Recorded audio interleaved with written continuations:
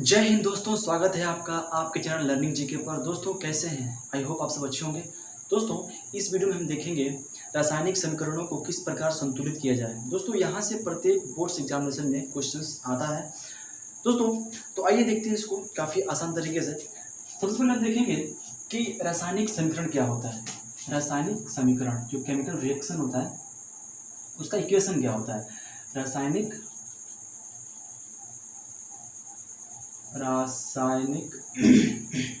समीकरण, ठीक है। रासायनिक समीकरण कहते किसे हैं, इसके बाद से हम समझेंगे कि इसके दो रूप हैं, असंतुलित और संतुलित, ठीक है। तो दोस्तों बताइए, ये अगर आपको पता है तो आप कमेंट बॉक्स में लिख सकते हैं, ठीक है। दोस्तों जो रासायनिक समीकरण होता है वो क्या होता है। आपने कोई भी अभिक्रिया अगर आपने पढ़ा होगा बुक्स में, तो कोई भी अभिक्रिया होती है, ठीक है। हम मान लेते हैं कि यहाँ पे हाइड्रोजन है, यहाँ पे ऑक्सीजन है, ठीक है, और ये दोनों मिलेगा तो क्या बनाएगा, जल बनाएगा। तो जो यहाँ पे दो पदार्थ थे, हाइड्रोजन और ऑक्सीजन, ये क्या थे, ये अभिकारक थे जो अभिक्रिया के लिए भाग ले रहे हैं, ठीक ना, अभिक्रिया के लिए भाग ले रहे हैं, ठीक है, और दोनों अभिक्रिया करते हैं, मतलब दोनों मिलते हैं तो इनमें अभिक्रिया होती है तो क्या बनता है, जल बनता है दोस्तों, ठीक है। तो हम ऐसे कह रहे हैं, कहने की बात अलग है और लिखने की बात अलग है ना। तो जब इन सब्सटेंस को, इन पदार्थों को हम इनके सूत्र और संकेत के माध्यम से दर्शा देते हैं, ठीक है, तो उन्हीं को हम रासायनिक समीकरण कहते हैं, ठीक है। यानी हमको काफ़ी आसान हो जाता है किसी चीज़ को दिखाना, उसको दर्शाना, ठीक है, उसके रासायनिक समीकरण के रूप में, ठीक है। जैसे मान लीजिए यहाँ पे हाइड्रोजन है और क्लोरीन है, यहाँ पे ये अभिकारक है, ठीक है। एक बात ध्यान से समझ लीजिएगा कि कोई भी अभिक्रिया हो ना, उसमें एक तीर जरूर होता है। वो तीर का जो निशान होता है ना, जिस दिशा में होता है उसका निशान, वो दर्शाता है कि वो अभिक्रिया उस दिशा में हो रही है, ठीक है। तो दोस्तों इस तीर के बाएं तरफ जितने पदार्थ होते हैं उनको अभिकारक कहा जाता है, क्या, रिएक्टेंट कहा जाता है। और इस तीर के दाएं तरफ जितने पदार्थ होते हैं उनको उत्पाद कहा जाता है या प्रोडक्ट कहा जाता है, ठीक है। दोस्तों यहाँ देखिए, यहाँ पे अभिकारक में दो पदार्थ हैं, एक हाइड्रोजन है और दूसरा क्लोरीन है, ठीक है। तो हाइड्रोजन और क्लोरीन यहाँ पे दो अभिकारक हैं, ये मिलेंगे यानी इनमें अभिक्रिया होगा, तो अभिक्रिया की दिशा ये वाला है ना, आगे दिख रहा है, आगे जा रहा है, तो अभिक्रिया की दिशा को ये तीर का निशान दर्शा रहा है। तो अभिक्रिया आगे हो रहा है तो क्या बन रहा है प्रतिफल के रूप में, तो हाइड्रोजन क्लोराइड बन रहा है, ठीक ना। तो हम तो कह दिए कि हाँ यहाँ पे हाइड्रोजन और क्लोरीन मिला तो हाइड्रोजन क्लोराइड बन गया, लेकिन क्या इससे कुछ आसान तरीका हो सकता है इसको दर्शाने का। ये एक्चुअल में इसको हम बोलेंगे समीकरण, ये भी एक समीकरण ही है, लेकिन ये शब्द समीकरण है, ठीक है, जो हम पदार्थों का यूज करते हैं, ठीक है, अभिक्रिया कराने के लिए, उनका ये शब्द, उनको हम शब्द के रूप में यहाँ पे दर्शा दिए हैं, ठीक है, और ये शब्द समीकरण के रूप में यहाँ पे हम उसको दर्शा दिए हैं, ये शब्द समीकरण बन गया है, ठीक है। लेकिन क्या इससे भी कोई आसान चीज हो सकता है दर्शाने के लिए, तो हम कह सकते हैं हाँ इनका, और हम संकेत सूत्र लिख दें यहाँ पे, तो इनसे काफी आसान तरीका वहाँ पे हो सकता है समीकरण को दर्शाने के लिए दोस्तों, ठीक है। तो आई होप आप समझ गए होंगे कि रासायनिक समीकरण क्या होता है। कोई भी रासायनिक अभिक्रिया होती है ना, उसमें जो पदार्थ होते हैं अभिकारक और प्रतिफल, इनको अगर उनको हम सूत्र और संकेत के रूप में उसको हम संक्षेप में दर्शा दें, ठीक है, तो उन्हीं को हम रासायनिक समीकरण कहेंगे। जैसे मान लीजिए यहाँ पे हाइड्रोजन है तो इसका संकेत सूत्र क्या होता है, H2 होता है। यहाँ पे क्लोरीन है, इसका संकेत सूत्र क्या होता है, तो ये Cl2 होता है। अब ये तीर का निशान दर्शा देते हैं, ये अभिक्रिया हो रही है उस दिशा में, और बनता क्या है, फिर बनता है HCl, ठीक ना। यानी हम देख लीजिए यहाँ पे इससे काफी कम स्थान लगा यहाँ पे लिखने के लिए, और संक्षेप में हो गया, काफी आसान तरीके से इसको हम देख पा रहे हैं यहाँ पे, है ना। तो इसी को बोलेंगे रासायनिक समीकरण। ये इसीलिए जरूरी है कि हम कोई भी बड़ा सा मतलब पदार्थ न लिख के, बड़ा न लिख के, उसको हम छोटे रूप में, संक्षेप रूप में उसको हम दर्शा सकें, ठीक है, उसके संकेतों और सूत्र की मदद से, तो उसी को हम बोलेंगे रासायनिक समीकरण, ठीक ना। तो आपके समझ रहा है यहाँ पे हाइड्रोजन है और क्लोरीन है, दोनों में रिएक्शन हो रहा है, तो क्या बन रहा है, तो हाइड्रोजन क्लोराइड बनता है दोस्तों, ठीक है। तो दोस्तों अब देख लेते हैं कि जो रासायनिक समीकरण होता है वो कितने प्रकार का होता है। दोस्तों जो रासायनिक समीकरण दो प्रकार के होते हैं, पहला है संतुलित रासायनिक समीकरण, संतुलित रासायनिक समीकरण, रासायनिक समीकरण, और दूसरा है असंतुलित रासायनिक समीकरण, असंतुलित रासायनिक समीकरण। ठीक है, यानी बैलेंस्ड इक्वेशन और अनबैलेंस्ड इक्वेशन। तो दोस्तों आइए इनको बारी बारी से करके जानते और समझते हैं। पहले देखेंगे संतुलित रासायनिक समीकरण को दोस्तों। तो हम यहाँ देखते हैं, हम कोई यहाँ से रिएक्शन उठाते हैं, उसका यहाँ पे समीकरण लिखते हैं और तब देखते हैं कि वो संतुलित है या फिर नहीं। ठीक है, और किस प्रकार से संतुलित है और किस प्रकार संतुलित नहीं है। ठीक है, तो मान लेते हैं, यही सब लेते हैं, ये हाइड्रोजन, सबसे सिंपल हाइड्रोजन प्लस ऑक्सीजन, जिससे क्या बनता है, जल बनता है। ठीक है, तो हम इस अभिक्रिया का यहाँ पे समीकरण ले रहे हैं। तो हाइड्रोजन का क्या होता है फॉर्मूला, सूत्र H2 होता है। मतलब हमारे इन्वायरमेंट में जो हाइड्रोजन पाया जाता है वो H2 रूप में पाया जाता है, यानी हाइड्रोजन के अणु रूप में पाया जाता है। ठीक है, ये बात याद रखिएगा, कहीं भी हाइड्रोजन जो होगा वो अपने अणु फॉर्म में हमारे इन्वायरमेंट में पाया जाता है। ठीक है, तो H2 और यहाँ पे ऑक्सीजन, ऑक्सीजन भी होता है, इसी को O2 लिखा जाता है। एक्चुअली दोनों गैस हैं, तो यहाँ पे हम गैस लिख सकते हैं, और ऑक्सीजन भी क्या है, गैस है, तो इसको भी हम यहाँ पे गैस लिख सकते हैं। ठीक है ना, यहाँ पे O2 लिखे हैं, तो O2 कहने का मतलब ये जो ऑक्सीजन है ये अपने अणु रूप में पाया जाता है इन्वायरमेंट में हमेशा। ठीक है, ये सिंगल O के रूप में नहीं पाया जाता है, समझ गए। अब देखिए, ये दोनों रिएक्टेंट यहाँ पे आ गए, अब दोनों करेंगे रिएक्शन, तो क्या बनेगा यहाँ पे, तो बनेगा जल। क्या बनेगा, जल। जल क्या है, तो लिक्विड है, तो लिक्विड के लिए यहाँ पे हम L लगा देते हैं। ठीक है, लिक्विड मतलब द्रव, तरल। ठीक है, जिसके लिए हम यहाँ पे L लगा देते हैं। ठीक है, तो ये एक अभिक्रिया का समीकरण आपके सामने आ गया है। हमको देखना है संतुलित रासायनिक समीकरण, यानी ये जो समीकरण है ये संतुलित है कि नहीं है। ठीक है, तो इसका परिभाषा होता है कि अभिक्रिया में, आपको समझ दिख रहा है कि अभिक्रिया में, ठीक है, अभिकारकों और प्रतिफलों, तीर के बाएं तरफ जानते हैं कि इसको बोलते हैं अभिकारक, और दाएं तरफ क्या बोलते हैं, प्रतिफल बोलते हैं। तो आप जानते हैं कि अभिकारक में बहुत सारे ऐसे हो सकते हैं, ठीक ना, और प्रतिफल में भी क्या हो सकते हैं, अगर बहुत सारे प्रतिफल होंगे तो इनको हम प्लस लगा के उसको हम दिखा सकते हैं। ठीक ना, तो क्या होता है परिभाषा, कहने का मतलब अभिक्रिया में, ठीक है, तीर के बाएं अभिकारकों और तीर के दाएं प्रतिफलों में प्रत्येक तत्व के परमाणुओं की संख्या अगर समान है तो हम समझेंगे कि जो समीकरण है ये संतुलित है। फिर सुनिए एक बात, यहाँ पे अभिकारक में हाइड्रोजन है, ऑक्सीजन है, यहाँ पे प्रतिफल में हाइड्रोजन है, ऑक्सीजन है। अभिकारक के जो प्रत्येक तत्व का परमाणु है, यहाँ पे हाइड्रोजन का परमाणु 2 है, यहाँ पे ऑक्सीजन का परमाणु 2 है। ठीक है, यहाँ पे हाइड्रोजन का परमाणु 2 है, दिख रहा है ना, H2। यहाँ पे जो ऑक्सीजन का परमाणु है वो दिख रहा है ना, O2। ठीक है, तो प्रत्येक तत्व का परमाणु आपको पता चल गया। ठीक है, अब देखते हैं प्रतिफल में, यहाँ पे हाइड्रोजन का परमाणु 2 है लेकिन ऑक्सीजन का परमाणु 1 है, समझ रहे हैं। तो प्रतिफल में प्रत्येक तत्व का परमाणु आपको पता चल गया। तो अब आप देख सकते हैं कि अभिकारकों के प्रत्येक तत्व के परमाणुओं की संख्या प्रतिफलों के प्रत्येक तत्व के परमाणुओं की संख्या के बराबर नहीं है। यहाँ पे देखिए हाइड्रोजन 2 है तो यहाँ पे 2 है, चलता है, समान है। ठीक है, लेकिन यहाँ पे ऑक्सीजन 2 है लेकिन यहाँ पे ऑक्सीजन 1 है, इसलिए ये जो समीकरण है ये संतुलित बैलेंस्ड इक्वेशन नहीं है। समझ गए इस बात को।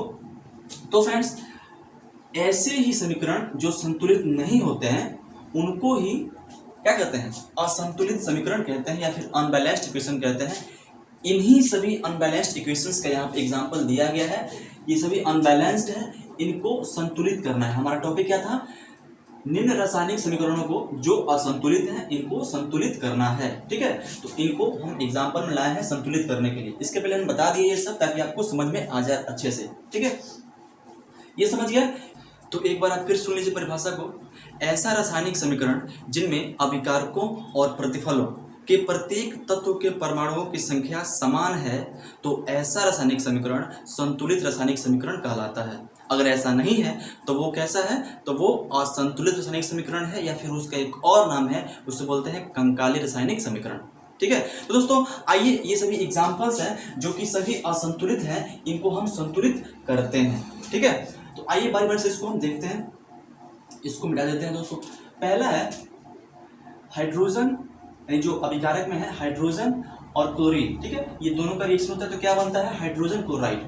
तो यहाँ पे हाइड्रोजन ये गैस है, प्लस यहाँ पे क्या है, क्लोरीन, तो क्लोरीन ये भी गैस है, ठीक है, इसका रिएक्शन हो रहा है तो क्या बन रहा है, तो हाइड्रोजन क्लोराइड, ठीक है, ये लिक्विड है। यानी अगर ये जल में मिलेगा तो ये एक्वस, इसको हम एक्वस फॉर्म मानते हैं, ठीक है, इसको एक्वस मान लेते हैं, ठीक है।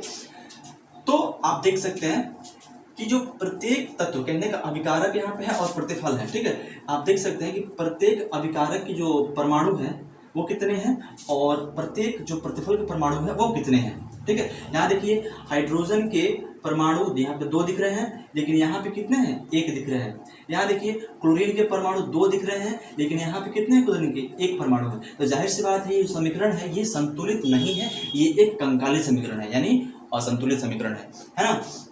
तो इसको संतुलित करना है। हमने बताया था पहले कि आप हिट एंड ट्रायल मेथड के तहत इसको आप संतुलित कर सकते हैं। इसको बोलते हैं, एक और नाम है अनुमान विधि, ठीक है। तो आप इसमें इस तत्व या फिर यौगिक के ना आगे कुछ संख्या लगा के उसको बैलेंस करने का प्रयास कर सकते हैं, ऐसे किया जाता है, ठीक है। तो जैसे मान लीजिए इसमें देखिए पहले संतुलित कौन नहीं है, तो यहाँ पे हाइड्रोजन भी 1 है लेकिन यहाँ पे 2 है, तो यहाँ पे हाइड्रोजन भी असंतुलित है। यहाँ पे क्लोरीन 1 है लेकिन यहाँ पे क्लोरीन 2 है, यहाँ क्लोरीन भी असंतुलित है। तो हम मान लेते हैं हम यहाँ पे इस यौगिक के आगे 2 लगाते हैं, ठीक है। यहाँ पे आगे हम 2 लगा दिए तो इसका मतलब ये हो गया कि ये 2 इस H के लिए भी हो गया, ठीक है, और ये 2 इस Cl के लिए भी हो गया, मतलब ये 2 हाइड्रोजन के लिए भी हो गया और ये 2 क्लोरीन के लिए भी हो गया, ठीक है। आप समझ रहे बात को। तो अब देख सकते हैं कि प्रतिफल में जो परमाणु की संख्या है प्रत्येक तत्व की, यहाँ पे हाइड्रोजन के 2 हो गए परमाणु और फिर यहाँ पे क्लोरीन के भी 2 हो गए परमाणु, ठीक है। अब देखते हैं अभिकारक में, तो यहाँ पे हाइड्रोजन के 2 परमाणु हैं और यहाँ पे क्लोरीन के 2 परमाणु हैं। तो आप देख सकते हैं कि जो समीकरण है पहले असंतुलित था, कंकाली था, अब इसको हम यहाँ पे इस यौगिक के आगे 2 लगाकर इसको हम संतुलित कर दिए हैं। तो आई होप इसको समझ गए। चलते हैं नेक्स्ट एग्जाम्पल पर। यह है सोडियम और जल। यहाँ पे देखते हैं सोडियम ले लिए, ठीक है, ये ठोस है, ठीक ना, और जल क्या है, लिक्विड होता है H2O, ठीक है। ये अभिकारक हो गए, ये जब रिएक्शन करेंगे तो क्या बनाएगा, तो सोडियम हाइड्रोक्साइड प्लस ऑक्सीजन, तो सोडियम हाइड्रोक्साइड, ठीक है, ये एक्वस है, और प्लस हाइड्रोजन, ये गैस है, ठीक है। इसको दिखाने का मतलब कि गैस से ही उड़ जाएगा ऊपर, ठीक है, समझ रहे हैं। तो आप देख सकते हैं कि अभिकारक में प्रत्येक तत्व के परमाणु की संख्या और प्रतिफल में प्रत्येक तत्व के परमाणु की संख्या कैसा है, ठीक है। तो देखिए यहाँ पे सोडियम 1 है, दिख रहा है ना, यहाँ पे सोडियम 1 है, यहाँ पे क्या सोडियम 1 है, तो ये समान है, मान लेते हैं, ठीक है। यहाँ पे देखते हैं हाइड्रोजन 2 है, हाइड्रोजन के 2 परमाणु है, ठीक है ना, और यहाँ पे देखिए हाइड्रोजन के 1 यहाँ है और 2 यहाँ है, यहाँ पे 3 परमाणु है। तो जाहिर सी बात है यहाँ पे हाइड्रोजन का संतुलन नहीं हो रहा है। अब देखिए एक और है कि यहाँ पे ऑक्सीजन के 1 परमाणु है, यहाँ पे ऑक्सीजन के 1 परमाणु है, तो ये बैलेंस्ड है। लेकिन यहाँ पे तो हाइड्रोजन अभी अनबैलेंस्ड है, यानी पूरी, कहने का मतलब क्या है, पूरी समीकरण अनबैलेंस्ड है, ठीक है। तो हम इसको बारी बारी से संख्या लगाकर उसको हम बैलेंस करने का प्रयास करते हैं, ठीक है। जैसे मान लीजिए यहाँ पे देखिए, यहाँ पे 2 है और यहाँ पे 1, 3 हो गया यहाँ पे, तो यहाँ पे सिर्फ 2 ही है, ठीक ना। यहाँ पे अगर हम 2 लगा देते हैं, ठीक है, यहाँ पे अगर हम 2 लगा देते हैं, 2, ठीक है।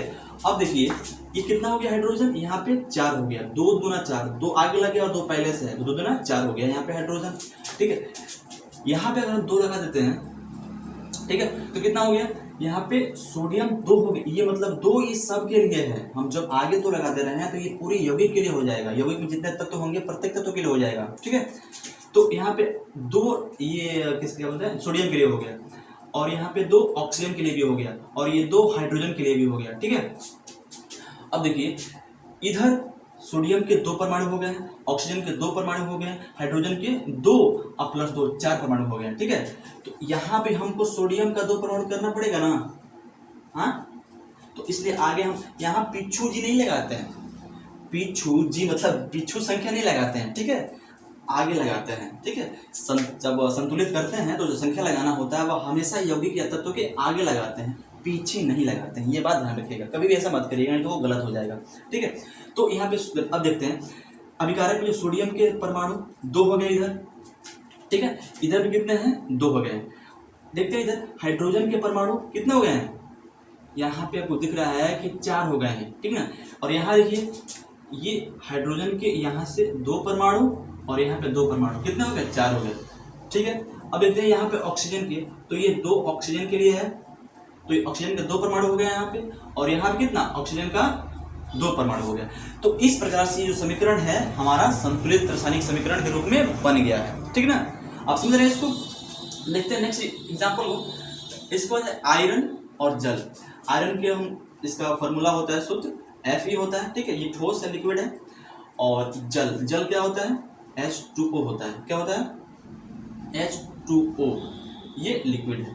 ठीक है, मिलेगा तो क्या बनाएगा, तो बनाएगा iron oxide plus hydrogen, iron oxide Fe3O4 plus hydrogen. ठीक है, ये क्या है, ये सॉलिड है, और ये यहाँ पे देखेंगे तो ये गैस है ना, समझ रहे हैं। तो अब देखिए आप ध्यान से कि प्रत्येक अभिकारकों और प्रतिफलों के प्रत्येक तत्व की परमाणु संख्या समान है क्या, अगर नहीं है तो इसको हम फिर संतुलित करना शुरू कर देते हैं।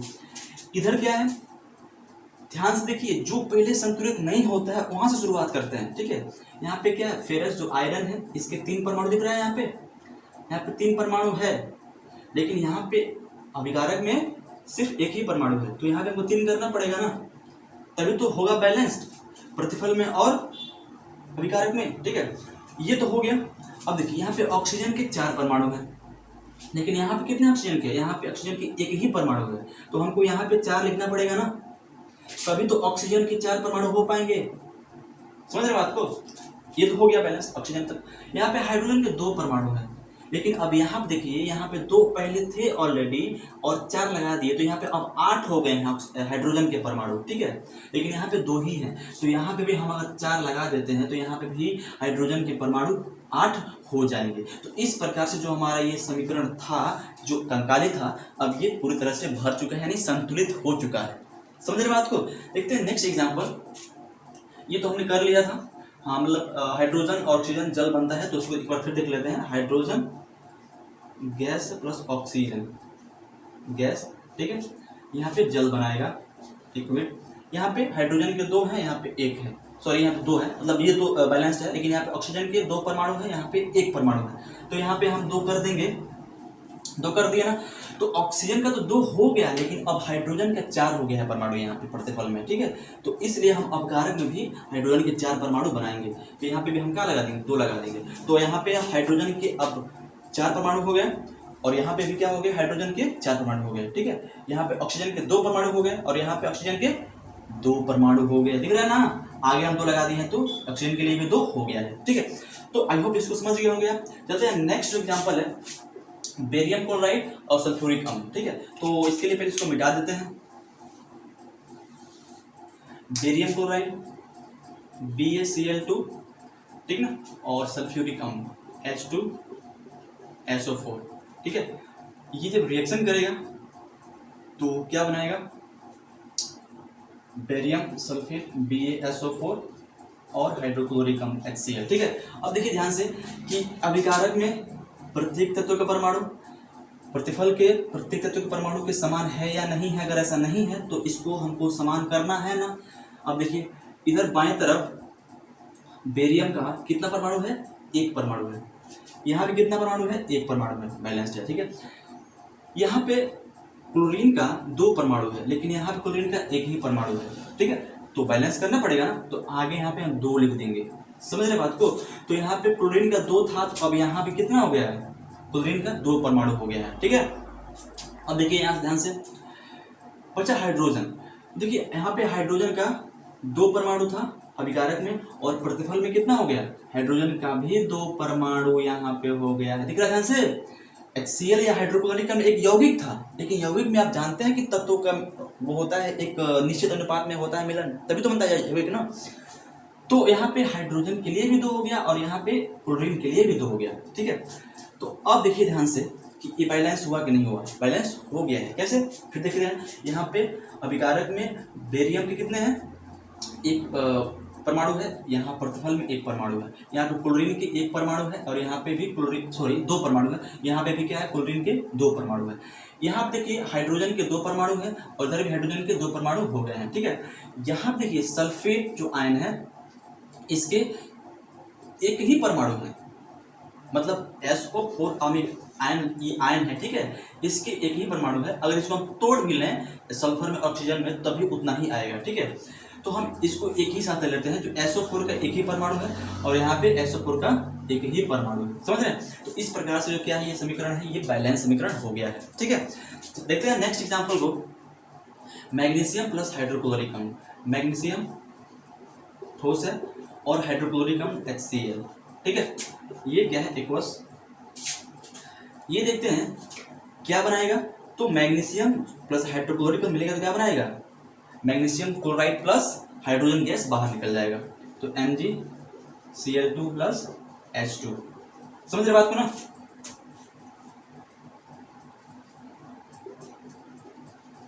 ठीक है, तो अब बताइए ये जो है Mg इधर अभिकारक में एक है, इधर एक है। ठीक है, चलता है।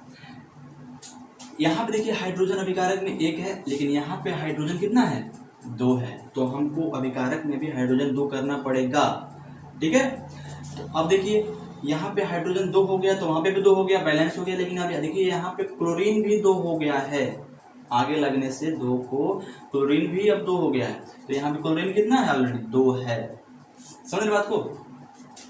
तो इस प्रकार से जो ये भी जो समीकरण है ये बैलेंस्ड हो गया है।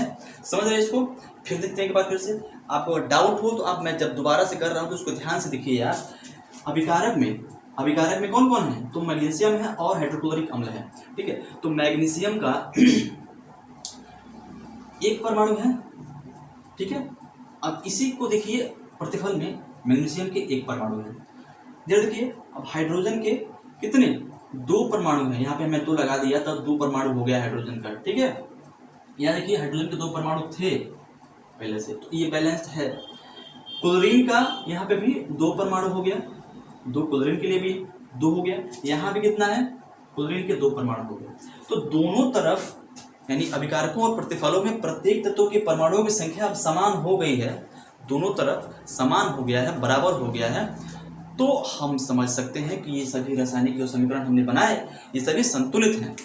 ठीक है दोस्तों, ये वीडियो कैसा लगा, अगर आपको अच्छा लगा हो, अगर दिल को छुआ हो, तो प्लीज़ इस वीडियो को एक लाइक दे दीजिएगा, और इसको अपने दोस्तों में, जो आपके खास दोस्त हैं जो पढ़ाई करते हैं, उनको समझ में नहीं आती है संतुलित कैसे करें, उनको इसको आप शेयर कर दीजिएगा। दोस्तों अगर आप चैनल पर नए हैं तो इसको आप सब्सक्राइब कर लीजिएगा दोस्तों, क्योंकि आपका चैनल है। दोस्तों मिलते हैं फिर आपको किसी अगले वीडियो में अच्छे से लेके, तब तक के लिए आपको बहुत बहुत धन्यवाद। Thank you very much. जय हिंद, जय भारत।